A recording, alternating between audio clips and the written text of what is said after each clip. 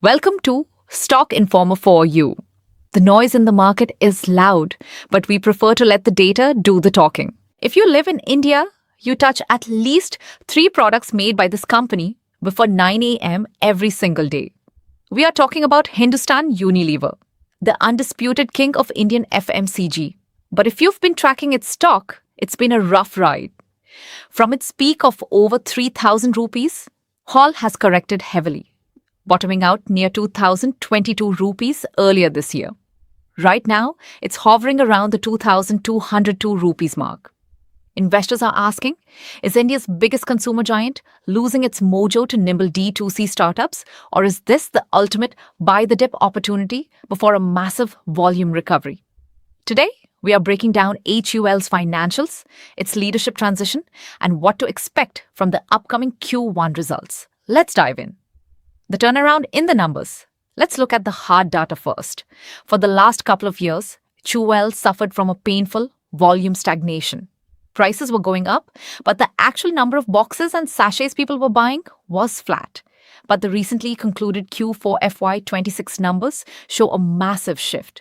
Revenue hit 16,207 crore rupees, up 8% year-on-year. But here is the showstopper. Underlying volume growth bounced back to 6%. That is an 12-quarter high. Where is this growth coming from? Premiumization. Home care grew at 9%, driven by high-margin liquid detergents, while premium skincare brands like Vaseline and Sunsilk crossed a massive 1,000 crore rupees annual turnover milestone. Put simply, Indians are upgrading, and HUL is successfully capturing that premium cash. The new management and CEO factory playbook. Now, numbers are just a byproduct of execution, and HUL is globally famous for being a CEO factory. This year, the company made history by appointing Priya Nair as its first ever female CEO and MD. Nair is a 30-year Unilever veteran who previously ran the global beauty and well-being division. Alongside legendary corporate anchor Nitin Paranjpe as chairman, this leadership team is aggressively modernizing the company. Over the last 90 days, we've seen proof in their annual report. They trimmed their corporate permanent workforce overhead by over 8% while doubling down on technology. They've scaled their digital Shikha B2B app to over 1 million mom-and-pop stores and secured World Economic Forum Lighthouse status for 6 of their factories due to advanced AI demand forecasting. They aren't just selling soap anymore, they are running a deep tech data network. Q1 FY27 predictions. As we head into the Q1 FY27 earnings season, what should you watch out for? Analysts are projecting strong summer-driven demand. Consensus revenue estimates are pegged between 17,776 crore rupees and 18,545 crore rupees, representing an 8% to 12% top-line jump year-on-year.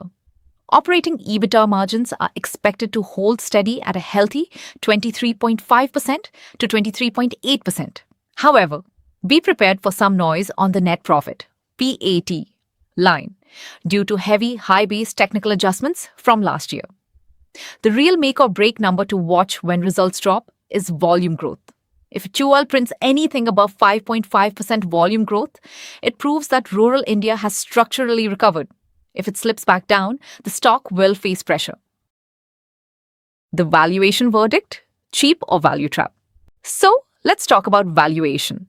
Is the stock cheap? Historically, HUL commands a massive premium. Its 5-year average price to earnings, PE, multiple sites around 55 times.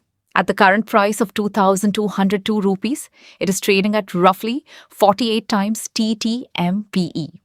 While that's not dirt cheap compared to global standards, it represents the most reasonable valuation multiple we've seen for HUL in half a decade. It's currently cheaper than peers like Dabur and Godrej Consumer, despite having a massive 30% plus return on equity, ROE, and a very dependable dividend yield nearing 2%.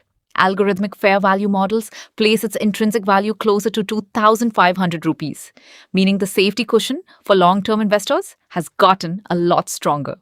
The bottom line, HUL is acting exactly like a defensive anchor should. Growth won't be explosive like a small-cap multi-bagger, but with a volume recovery on the horizon and a leaner, tech-driven management, The worst seems to be in the rearview mirror. What do you think? Are you buying HUL before the Q1 results? Or do you prefer peers like ITC? Let me know in the comments below, hit that like button, and subscribe for more deep dive analyses. See you in the next one.